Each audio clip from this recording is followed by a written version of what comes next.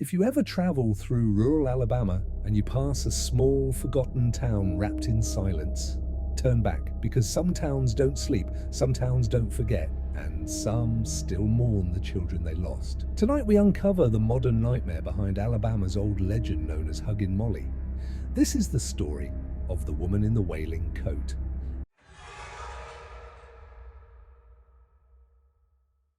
Elder's Hollow looked normal by day, but when night fell, it felt like eyes were watching from every window. 17-year-old Jaden Pierce left a friend's house one evening, only 4 minutes from home. He never arrived. His truck was found on Oak Ridge Road, engine running, doors wide open. His phone was cracked, lying on the seat like he dropped it mid-text. But the sheriff noticed something else.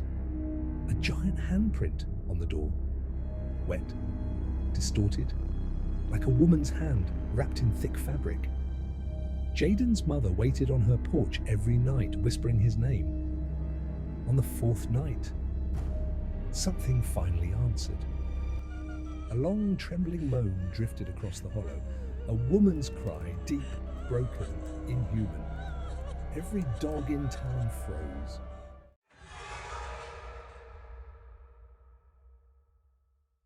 Old memories returned to Elder's Hollow. Stories about a giant woman in a long black coat wandering after midnight. A woman who hugged children so tight they could barely breathe. A woman whose cry chilled the air around her. The children called her Huggin Molly. But what was haunting the town now was older and much, much angrier.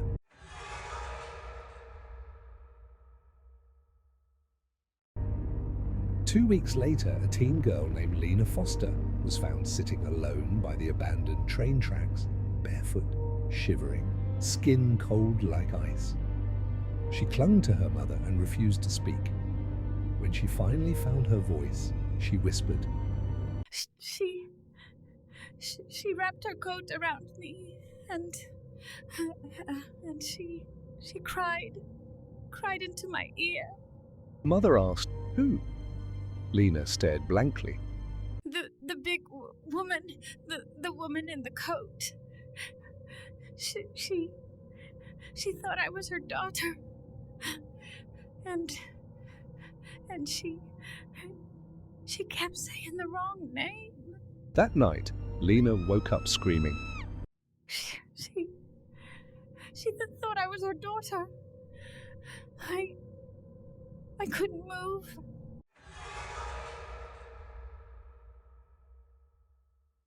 The town historian dug into the county archives and found a name long buried: Molly Ainsworth, a grieving mother from 1894 whose daughter died of pneumonia. Molly walked into the swamp wearing her daughter's oversized funeral coat and disappeared. For decades after, people claimed to see her ghost, tall, crying, hugging the wrong children thinking they were hers. Eventually, people forgot her story, but she never forgot them.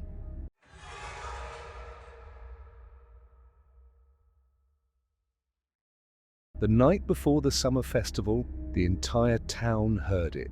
The wail, a scream so deep and broken it rattled the windows, a cry of a mother mourning and hunting. Then came the fog, thick, black, heavy like smoke. It swallowed streets, smothered lights, slid under doors like a living thing. Inside the fog, footsteps echoed, slow, heavy, dragging. A voice followed them. Child, come back to me. By morning, 18 people were missing. Only one child remained, sitting calmly in the churchyard, wrapped in a massive black coat. He smiled and said, She held me all night. She said she'll come back soon because she remembers the way home now.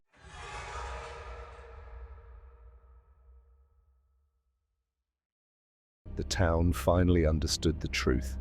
She wasn't searching. She wasn't lost. She was collecting Jaden, Lena, the missing. They weren't gone. They were inside her coat, a coat filled with the souls of every child she claimed. Her new family, a family she would never stop growing.